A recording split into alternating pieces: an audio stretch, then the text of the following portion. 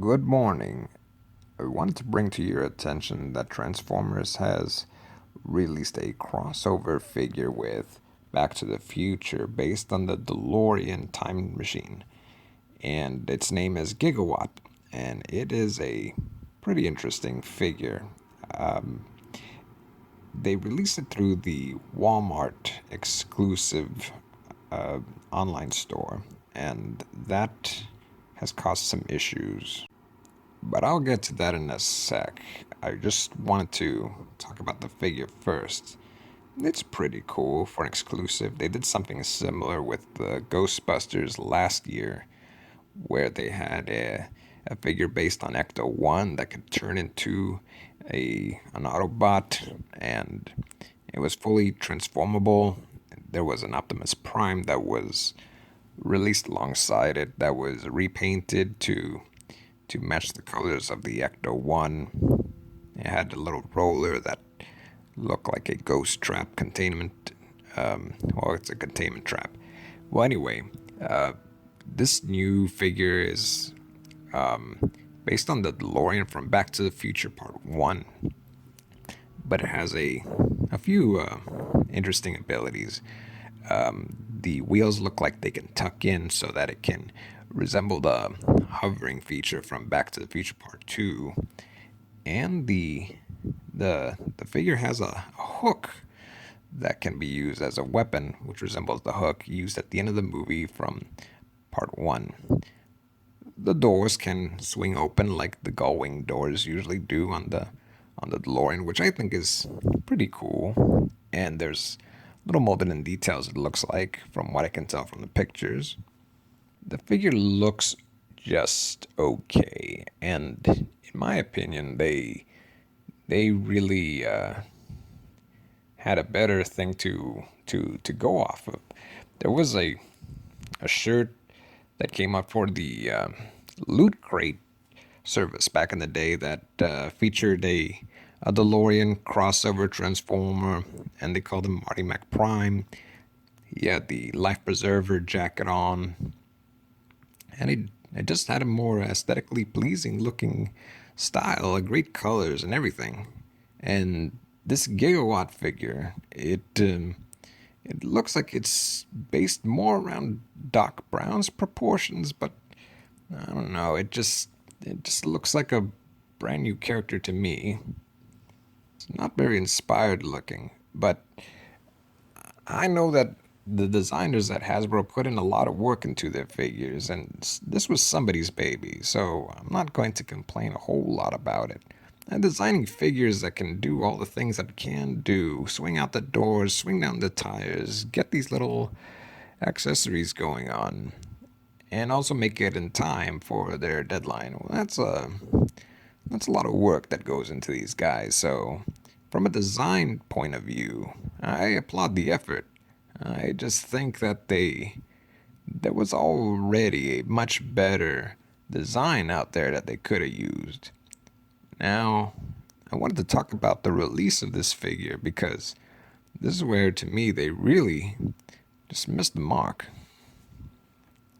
So, Walmart is an unusual choice to release an exclusive. This seemed like it would have been more appropriate to release during Comic Con as an exclusive. Of course, it being 2020 right now, and the whole situation, it makes sense why they wouldn't release it that way. There is no Comic Con. There's no conventions of any kind because of the COVID-19 situation.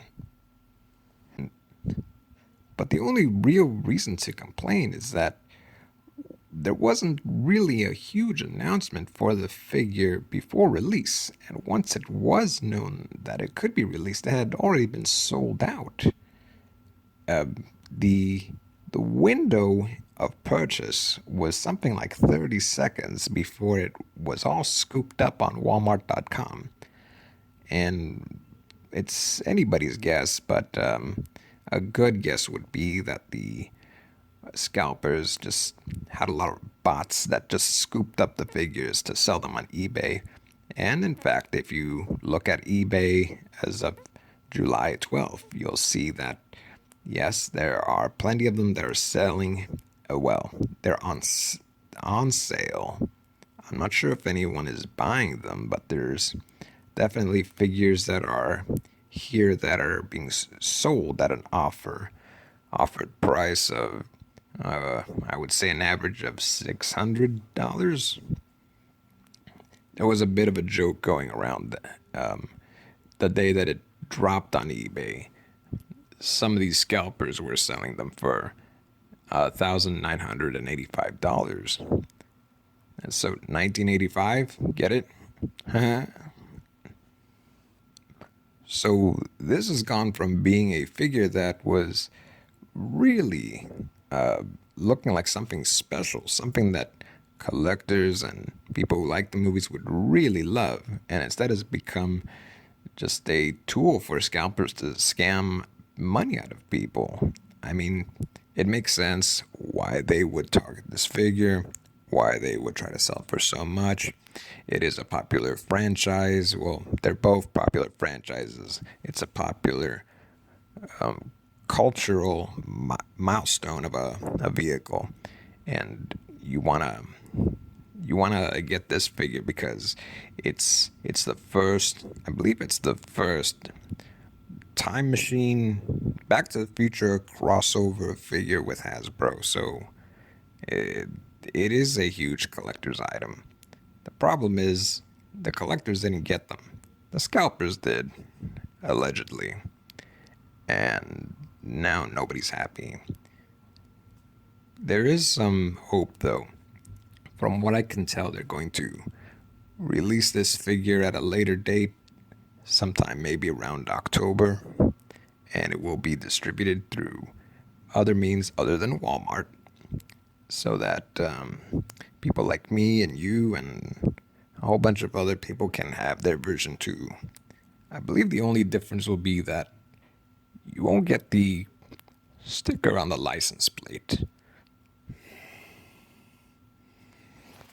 So if you get this version of the figure, then you're getting essentially the same figure that will come out in October, except the little license plate will read something like 1 out of 1985, as in this is the number 1 or number 7 or number 700 out of 1985 figures produced. Now, if you want to pay 600 for that little sticker, well then all the power to you. But if you just like the figure, or if you just want to have a DeLorean time machine that can turn into a transformer, I would say just wait. The same thing happened with Ectotron. Just wait a little bit, and eventually it will be at a decent price to be picked up. It's a real shame, really. I mean, there's so many people who would have just liked this to pick up a figure like this who aren't really into that much into Transformers, but they like Back to the Future, so this would have just been up their alley. And then vice versa, there would have been Transformers fans who would have just liked to have something like this in their collection. It's a cool idea. I think that there was an innocence about how it was going to be distributed. I don't think they were really thinking too much of the maliciousness that could have arisen from such a release. But the dominoes fell where they did, and now we have to deal with it. So I hope you do get a chance to pick up a figure like this one. Or if you decide you want to pay the full price just so you can have a piece like this in your collection, well, then they're on eBay right now. And you just have to dish out somewhere between $600 to $800, and you'll be all set on your. You'll be all set. Thank you, and good luck.